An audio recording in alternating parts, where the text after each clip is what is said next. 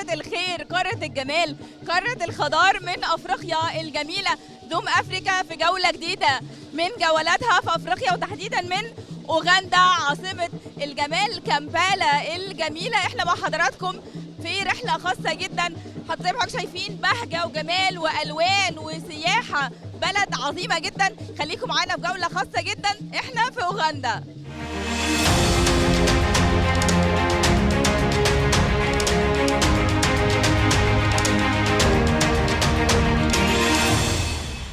مشاهدي زوم افريقيا، برحب بحضراتكم من اوغندا الجميله، وتحديدا من منطقه من يونيو. احنا زوم افريقيا جات لنا دعوه من وزاره السياحه الاوغنديه. وزاره السياحه بتبذل مجهود جبار جدا في تنشيط السياحه علشان تحط اوغندا على خريطه السياحه الافريقيه والعالميه. معايا دلوقتي لقاء مهم مع ميس توريزم 2022 Ms. Nabulia Sydney. Welcome to our program Zoom Africa. Thank you so much. I'm very happy to be here. Hello, you. everybody watching. My name is Nabulia Sydney Kabuma, Miss Tourism Uganda 2022. Yeah, it's my pleasure to have you in my show. Thank you. And also, I want to know, now you are a Miss Tourism, so Yeah. you have a lot to do. Exactly, exactly. Yeah, so tell me from 22, now we are in 23, what you did and what you going to do? What's your plan to promote the tourism here in Uganda? First of all, I'm very happy that we had Miss Tourism International. I went to represent my country, Uganda, and I won Best in Talent. Great. I got an award out of all the African countries, so I'm very proud. That is the first thing I did for my country. I recited a poem about my beautiful country. Yeah. You know how Uganda has a lot of beauty when it comes to wildlife, to our cultures, our dances, Yes. the waters. It's very, very beautiful. So Yes. me, we are promoting a girl child to stand out and show her potentials and give back to her country. So me, we are enabling a girl child. Yes. We are having tourism expos as you see right now. Yes, And it's then we're wonderful. Exactly, and we're having campaigns. Yeah. Explore the western region, explore the eastern region. So Yeah. all these are being done to promote our tourism, and it's very, very positive. Yes. Yeah. So we want to add, you know, all over the world. Want to know what the lovely places here. If I'm a tourist, come to visit Uganda, I should go and visit. There are many, many, many. First of all, we have 10 national game parks. Wow. There are many game parks. Queen Elizabeth National Game Park. We have very, very many. And if you reach out to Uganda, I personally can take you there. Oh, thank you. And we have different activities in game Yes. parks. We have game drives, we have nature walks, we have chimpanzee trekking. You know how in the whole world actually, in Uganda we have the highest number of chimpanzees. Wow. Yeah, so if you want to see a lot of that, come to Uganda. I can see it everywhere. Exactly, everywhere. So we have beautiful cultures. Yeah. We have 12 regions in Uganda. Wow. Very beautiful cultures and unique. So you can come and see these. We Yeah. have historical sites, a lot of beauty. Yeah. I just call upon you people to come and visit Uganda, and I'll definitely take you to these destinations. Yeah, that's great. So tell me what you go next this year. This year I'm doing more of promoting our cultures. Yeah. Our cultures, because I moved out in some countries. Yeah. And these people do not have cultures. Yes. So I'm going to have a very, very big culture festival. How many tribes are here in Uganda? We have 12 regions and very many tribes. Yeah. Very many, I can tell you. Okay. But we have Buganda, we have Busoga, we have Karamoja, we have 12 of them. Okay. Yeah. If I have a very strange and funny tribes, like when it's going to marry, just tell me some stories about it. Let me tell you about my tribe, That's Uganda. Great. Yeah. So when you're going to marry, we have this culture ceremony. Yeah. Whereby the men, the relatives on the man's side, come with dowry, and dowry includes our culture food, matoke, hens. Wow. It includes mostly cultural baskets full of matoke and all these nice foods. Yeah. We go to the women's side, the women's family, Yeah. whereby we kneel down. we kneel down because we want to show respect to people. Yeah. So we the ladies have to kneel down for our men, and our men have to sit and be like, yes, I get the respect. So it's a lot. Then we have culture dances, maganda. Yeah. I love it so much. Yeah. I just wish I could show you people physically. I think we should meet up during one Yes. of these functions. Yeah. Because people need to see how lovely everything is here. Yeah, okay.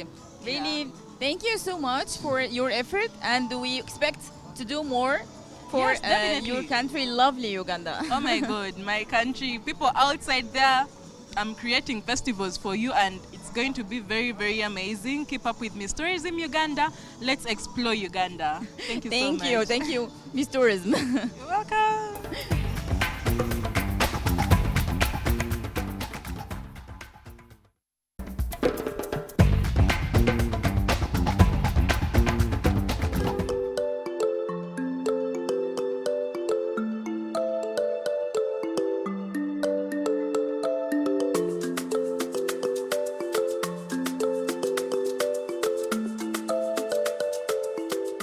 مشاهدي زوم أفريقيا، برحب بحضراتكم من لؤلؤة أفريقيا أوغندا الجميلة، ومن تحديدا من محمية زيوا أو محمية وحيد القرن الراينو.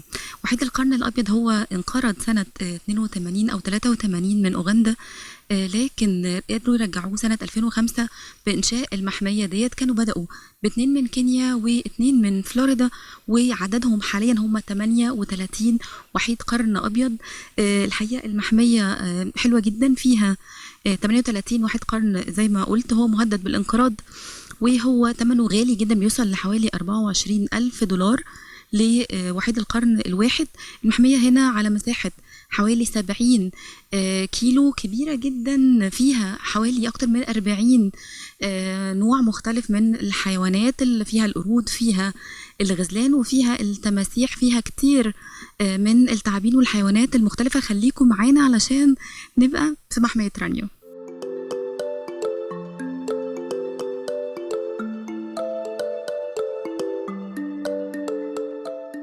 مشاهدي زوم أفريقيا، وحيد القرن الأبيض الجنوبي بيعيش في مجموعات. يعني عبال ما احنا جينا دخلنا المحمية زي ما قلت لحضراتكم هي حوالي 70 كيلو متر. مشينا بالعربية، وبعد كده وقفنا ومشينا على رجلينا بين الحشائش حوالي ساعة علشان نلاقيهم. طبعا هم بيضايقوا جدا من الصوت، سواء صوت الموبايل او حتى صوت البني ادمين. بيعيشوا في مجموعات مرتبين جدا وفي حالة هدوء. طول النهار هم بيناموا، وطول الليل بقى هم بينشطوا. يعني المحمية هنا جميلة جدا. وزارة السياحة الأوغندية بتبذل مجهود كبير للحفاظ على الحيوانات، خاصة المهددة بالانقراض.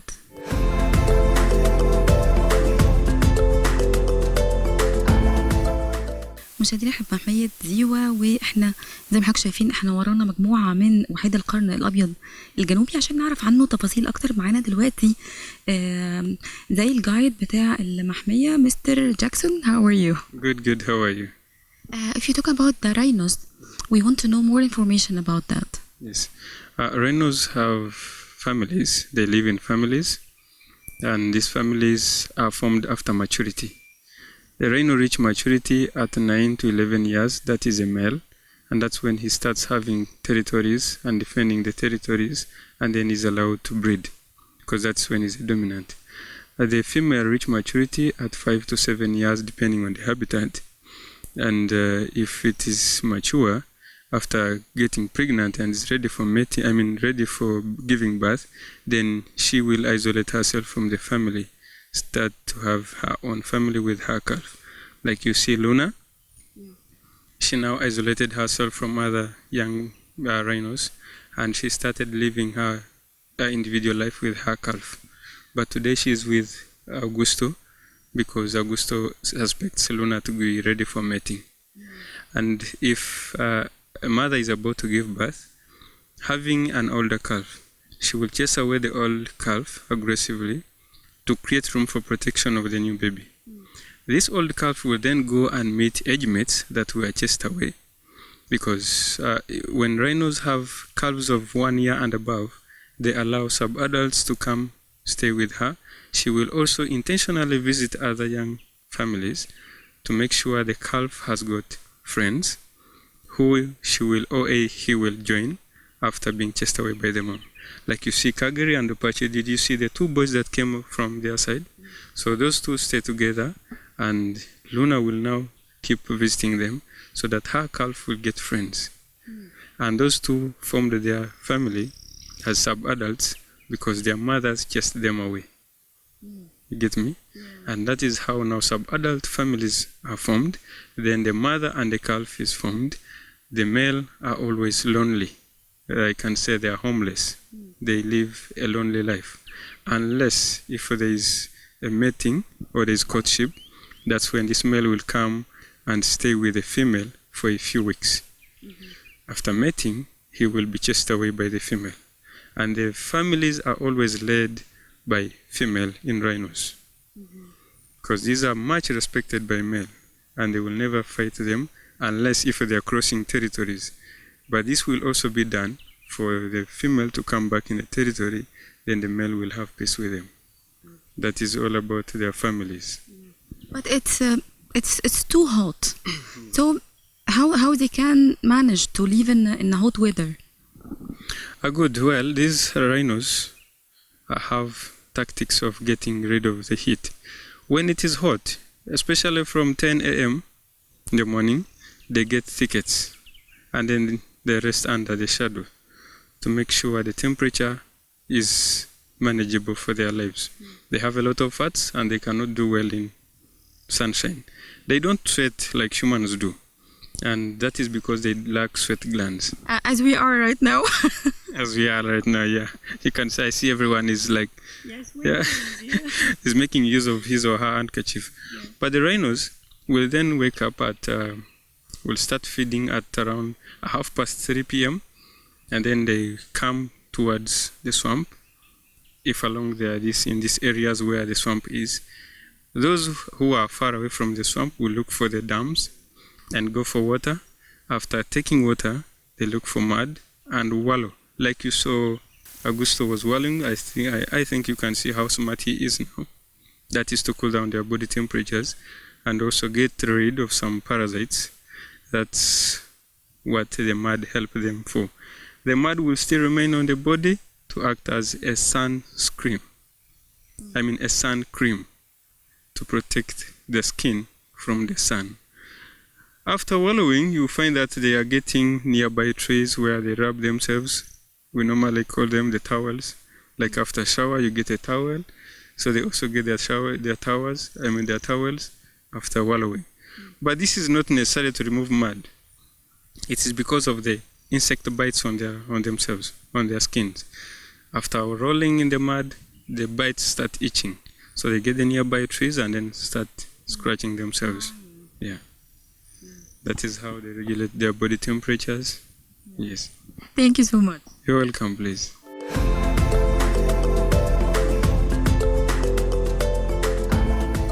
مشاهدينا مكملين كلامنا عن الراينو او وحيد القرن الابيض الجنوبي مع مستر ماكس بن. هيحكي لنا شويه عن هو بياكل ايه، بيعيش ازاي، ايه الحاجات او المحاذير اللي نقدر نمشي جنبه بس ما نقربش منه. How are you? I'm okay. How are you? Yeah, I'm good. I want more information about the rhino, how he eat and how he behave. So, the rhino's eating habit. This rhino called the southern white rhinos only eat grass, and they eat a lot of grass depending on their body sizes.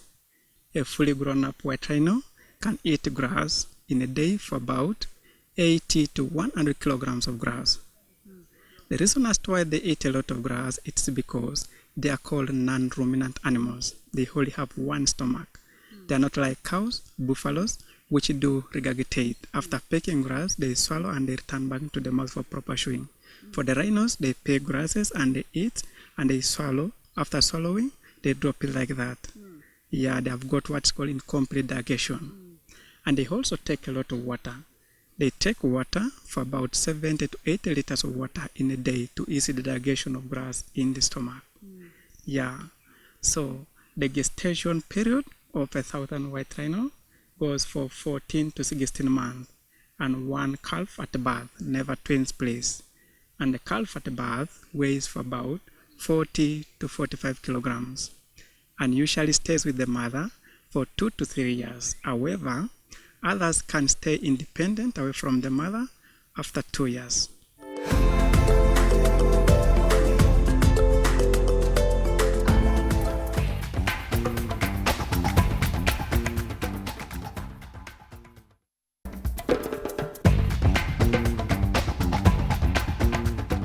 مشاهدي زوم أفريقيا، برحب بحضراتكم من لؤلؤة أفريقيا أوغندا الجميلة، وتحديدا العاصمة كامبالا. دور عظيم جدا بيقوم به بعثة الأزهر الشريف وبعثة وزارة الأوقاف المصرية في نشر الإسلام الوسطي وتعليمه السمح والمعتدل هنا في أوغندا مع أشقائنا الأفارقة جنب بجنب زي ما بنكون موجودين في أغلب الدول الأفريقية. برحب دلوقتي مع فضيلة الشيوخ وهنتكلم معاهم على دورهم هنا في أوغندا. السلام عليكم. ورحمة الله وبركاته. هنعرف عليك فضيلة الشيخ. مع حضرتكم إبراهيم محمد أبو سلام، رئيس بعثة الأزهر الشريف في أوغندا. طيب تمام. عبد الله أحمد عبد الله، بعثة الأوقاف المصرية. طيب هنتكلم في الأول بقى على دور بعثة وزارة الأوقاف المصرية هنا في أوغندا، موجودة من قد إيه، ودور البعثة اللي بتقوم بيه زي ما ذكرت في نشر التعليم الإسلام الوسطي والسمح ومتابعة المسلمين في أوغندا.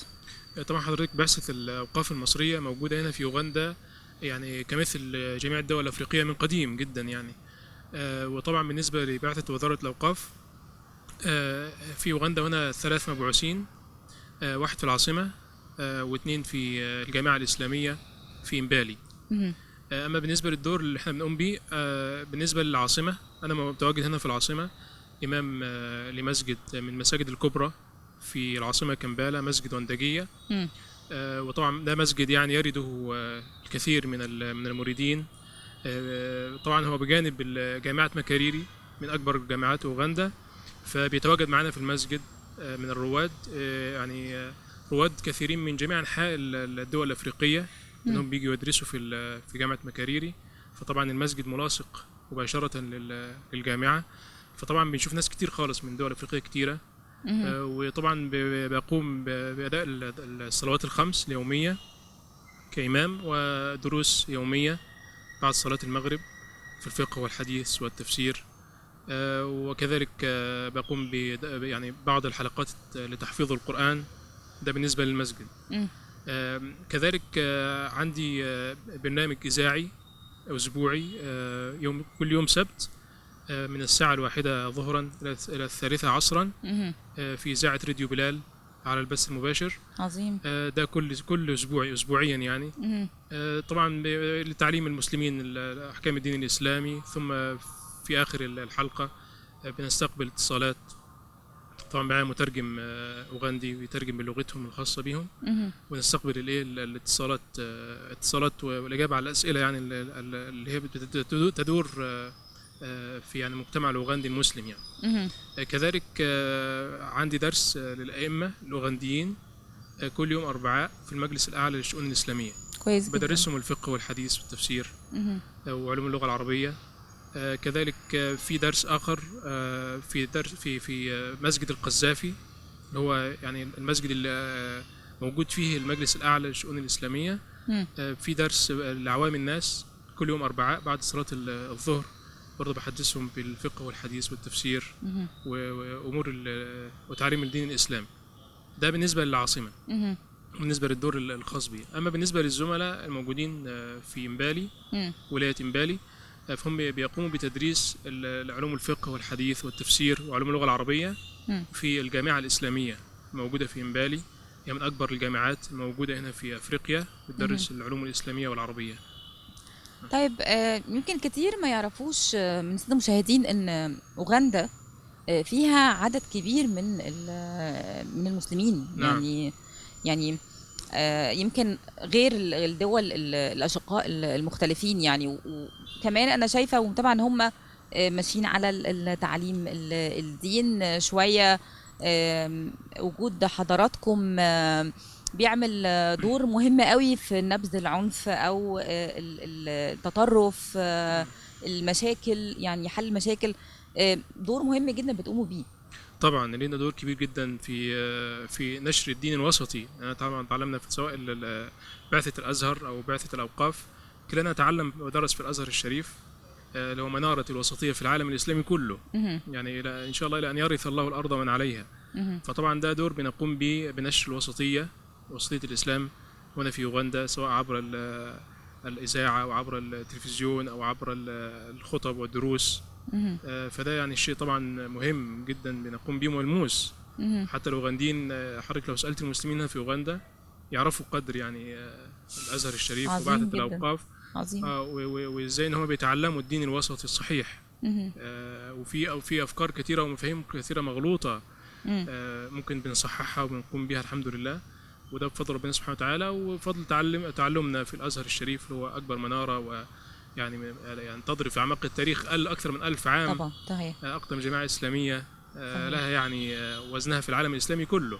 وهنا في اوغندا هم يعرفوا هذا الكلام ويقدروا للازهر والاوقاف المصريه قدرها. نعم، تمام، بسبب الدور اللي هم بيقوموا بيه يعني. عظيم جدا. طيب لو انتقلنا بقى لفضيله الشيخ واتكلمنا على دور الازهر الشريف في دوله اوغندا، تمام، الدور اللي بتقوموا بيه في تصحيح مفاهيم المغلوطه، نشر الاسلام في مختلف المناطق في دوله اوغندا. بسم الله والصلاة والسلام على رسول الله صلى الله عليه وسلم، النبي الأمي الكريم وعلى آله وصحبه وسلم تسليما كثيرا، ثم أما بعد. طبعا الأزهر الشريف رائد، له الدور الرائد والسائد في جميع بلدان العالم، ليس في أفريقيا فحسب وليس في أوغندا فحسب، بل جميع بلدان العالم، سواء كان في أفريقيا، في آسيا، في أوروبا، في أمريكا الشمالية أو أمريكا الجنوبية. الأزهر له الدور السائد والرائد في إرسال المبعوثين إلى جميع بلدان العالم. نحن جئنا إلى أوغندا هنا منذ حوالي 2 سنين. طبعا احنا تابعين للمجلس الأعلى الإسلامي في أوغندا، تابعين للمجلس الأعلى ومقره في المسجد الوطني بأوغندا اللي هو مسجد القذافي، وطبعا من أكبر المساجد في أفريقيا. الأزهر أرسل هنا في أوغندا حوالي 24 مبعوث أزهري هنا في أوغندا في مختلف الفروع. جميل. سواء كان على النطاق طبعا الشرعي أو العربي أو الثقافي. طبعا هناك 3 تخصصات في الأزهر: شرعي وعربي وثقافي. والثقافي بمختلف فروعه أيضا، سواء كان هنا الإنجليزية وهنا أيضا من يدرس الفيزياء والكيمياء. الأزهر هنا بعثاته مكونة من 24 مبعوث، ليسوا في مكان واحد طبعا، هم متفرقون في جميع نواحي وربوع أوغندا.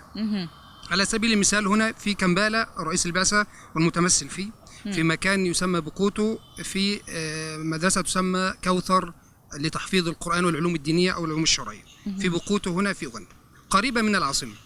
وهناك في مبعوثين في عنتيبي، وهناك في بومبو، وهناك في ويبلينز، وهناك أيضا في إمبالي. والعدد الأكبر وعددهم 10 مبعوثين في مساكة، حيث المعهد الأزهري. في مساكة يوجد المعهد الأزهري، وهو معهد يدرس المناهج الأزهرية كأنك في مصر. يدرس مختلف الفروع والمناهج الأزهرية بما فيها الشرعية والعربية والثقافية. حتى الكتب والمقررات والامتحانات تأتي من مصر، ونقوم بالإشراف عليها هنا إن شاء الله من خلال شيخ المعهد الأزهري الموجود، ومن خلال طبعا متابعتي للبعثة هناك. عظيم جدا.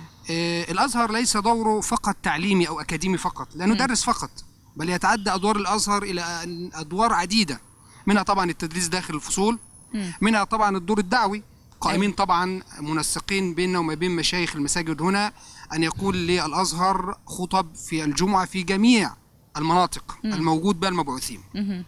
أيضا يتعدى دور الأزهر فقط، لم يكن دور الأزهر فقط موقوف على الدروس أو الخطب فقط، بل أيضا يشمل تحفيظ حلقات لتحفيظ القرآن الكريم كل يوم بعد صلاة المغرب في أي مكان أو في أي مدرسة أو أي مجمع إسلامي موجود فيه مبعوثين أزهريين يدرسون أو يقومون بتدريس طبعا أو تحفيظ القرآن الكريم.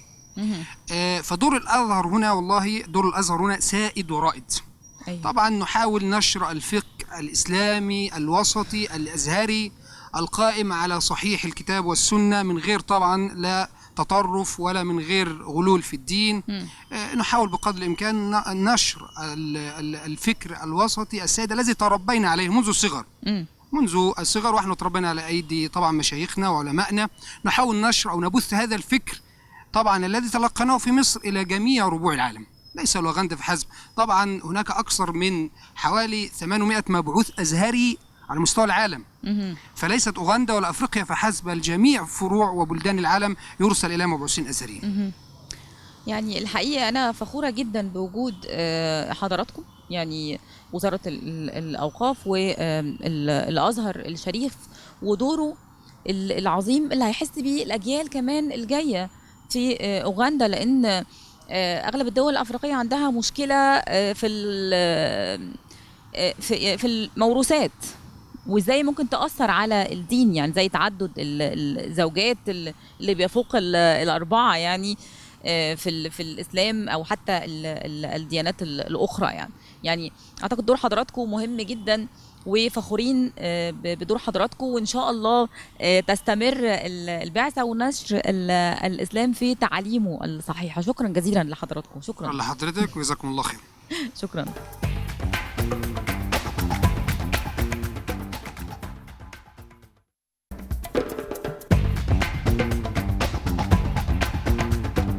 مشاهدي زوم أفريقيا، برحب بحضراتكم من الجميلة كامبالا عاصمة أوغندا لؤلؤة أفريقيا. معنا دلوقتي لقاء مهم مع رجل الأعمال باتريك بوتيتوري. هو رجل أعمال أوغندي الأصل وبدأ حياته وعنده مشروعات كتيرة جدا. هنتكلم عن فرص الاستثمار وإزاي مناخ الاستثمار هنا مشجع في أوغندا. Welcome to our program Zoom Africa, Mr. Patrick. Thank you, Sally. A pleasure to be with you. Yeah, pleasure is mine. Now we are here in Uganda. And you are a great businessman, and you have a lot of business running here and some other countries. So let us start from the beginning. Your story to create a business and how, as you are from Uganda, help you to grow. Thank you. I'll try to keep it short because my story is quite a long story. It's a story of 40 years in business. So I'm going to put it in 2 or 3 minutes. Yes. And it really began a long time ago in Idi Amin's regime. I was a young guy. I was 13 years old. And unfortunately, during that time, Uganda was very unstable. Okay. And my father was killed for no apparent reason, just because he had a bit of wealth, a bit of education, and the government was very suspicious. So his demise caused a big vacuum in my life. It was terrible to me. I was at a very tender age, and he was our breadwinner. My mother was very young. I had 6 brothers, 6 children, and my siblings. Yeah. So we had to fend for ourselves. So I had to get into business.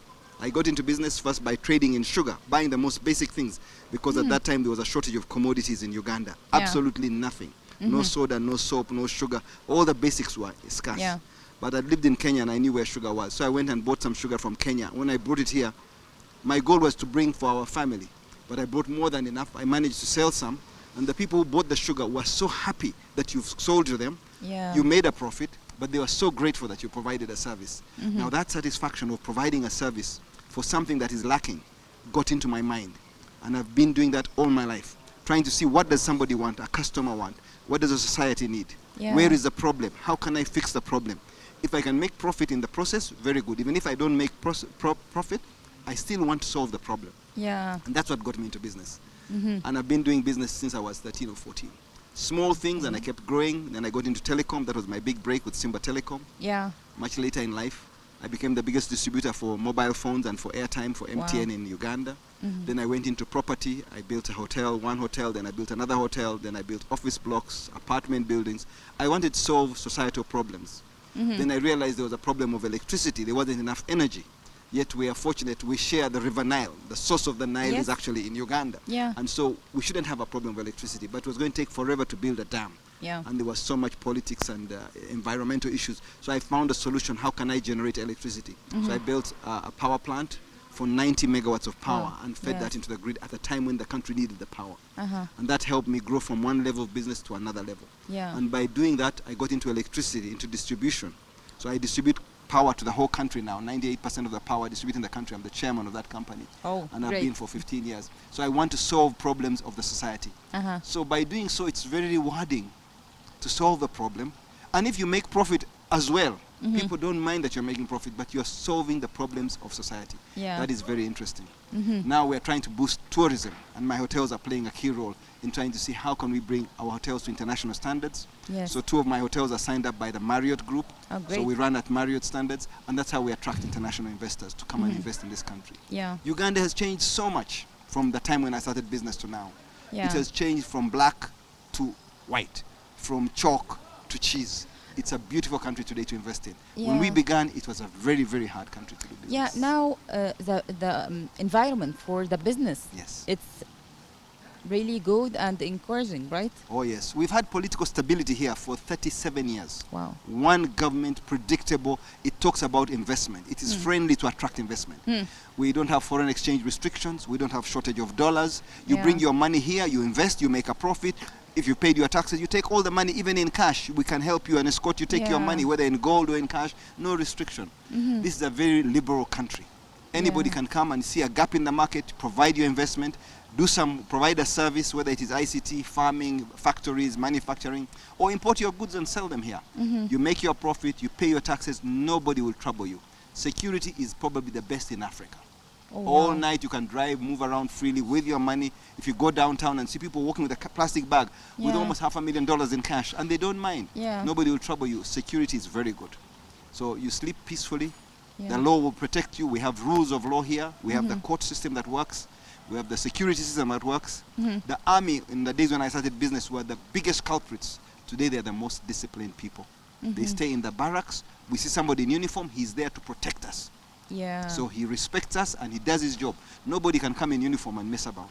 So that change was a fundamental change in this country. Yes. And that's why investment, this is the right time for people to keep coming and investing here. The returns are very good. Nobody does a business here that gives less than 20-25% margin. Oh. Nearly everything Yeah, you make it's at a least good margin. 25%. Good margin. Yeah. There's some competition, but never more than that. Even on mobile phones, you're still making 15-20% margin on mobile phones, Oh. which is very competitive as a commodity. Yeah. So I think it's a healthy environment. We need to attract investors to come here. Yeah. We need to do more business as African countries within one another. Yeah. That is so important. Huge So- market of 1.4 billion people. Yeah. And we are spending money going fast to France, to UK, to America. Yet there's so much intra-Africa trade we Yes. can do. That day is coming. We're opening up those barriers. Let's grow Africa by Africans. Yes. Yeah. We've got to solve our problems. You can't Yeah. wait for someone to come and solve your problems. Yes, You yes, want exactly. infrastructure, you want electricity, you want schools, you want hospitals. We have got to be at the forefront of that. Yeah. Now I want to talk about the priority investment opportunity, as you are a businessman and you know your country. And I want to encourage more businessmen to come and see Uganda and invest. So what the opportunities? Number one, Uganda's got a population of 48 million people. Yeah. That's a sizable market. There are not that many countries. We are probably number 7 or 8 in population in Africa. So Yeah. it's a good sized population. It's not too big, not too small. So it's an addressable market. Yeah. Then we have the East African community, because we can trade. Once goods are manufactured here or brought into Uganda, Yeah. we can trade with Kenya, Tanzania, Rwanda, Burundi, South Sudan, It's 5 and neighbor even countries. DRC. Yeah. So now we have got a market of over 250 million people that's Oh. addressable. It's a huge number. Now, in yeah. the past, people would go to China, manufacture in China, and bring the goods here. Oh. But now the market is here. Bring the factory here. The market is big enough here to justify the investment. Yeah. And industrialization is the order today. Yes. Everything comes in a wave. Our infrastructure was weak in the past. We didn't have enough electricity. We didn't have the roads. Now we have everything in place. Infrastructure is there, electricity is there, population is there, free market, rule of law. So this is the best time to start industrializing here. Yeah. And the labor is cheap. This is one of the countries with a good quality, well-educated, low-cost labor. And there's a reason for that, because Yes. we are so many and it's a liberalized market. So we don't overprice, we don't have a minimum wage, we don't put strong unions on people. You Yeah. come, you hire staff, you make sure you agree whatever you agree, and they will work. And they're honest, they're diligent, they learn quickly. Most of the people in this country speak English. It's our national language. Yeah. So it's very easy to come and set up a business. Yes, yes, exactly. So, as you are a great businessman and you have a really great success story, I need a message from your side to the SMEs and startups for all over the world to come to Uganda, and what the secret to be like you. The secret is if you've understood what it's like to be on the ground floor. Yeah. It's very easy to keep climbing up. Yes. Don't take it for granted. And always listen to your customer. If you're listening to the customer, the market is always telling you what it needs. Yeah. You move with the market. Don't lock yourself in a position that I only sell this product. Give the customer a choice. Let the customer be the king. Yes, if you are flexible and keep listening to your customer, they will come to you. When a customer comes to my hotel and tell me a small problem, I try to fix that problem. Customer service is so important. If we remain customer-centric, we will fix the problem. And we cannot create enough jobs for the young people. Our population is growing so fast. Yeah. So we need to encourage the young people to get into business. I've been trying to talk to young people to encourage them. Get into business. Business is not easy. It will always have its challenges. But when you do it, it's so rewarding. You work harder, you get more. You don't work hard, you get less. Whereas if you are employed, you will always be earning a fixed salary. Somebody's getting all the benefit of your extra work, your talent. Yes, so exactly. eventually, go and get a job, get some experience, learn how things are done, and come and set up your own business. And come to these new, what I call frontier markets. These are the new markets where there's opportunity. We have 1.8 million new babies in this country every year. Wow. New babies being born, which means 1.5 million people are turning 18. Yes. They all want a mobile phone, they want a mattress, they want a car, they want sneakers. Yes. There's a market for everything and it's growing and they've got the income now. So this is a good time for people to come and invest in these frontier markets where the population is growing, there's peace and stability, there's rule of law. You cannot go wrong in a country like this. Yeah. All you have to do is be diligent. Really, thank you so much, Mr. Patrick Pisitori. It's really a great success story. My pleasure. And I know people are follow. I hope so. I hope so. Yeah, we need to do so much more. Our two countries have so much in common. Yes, let's build. exactly. Let's build partnerships. Yeah, thank you so much. You're most welcome. Thank you.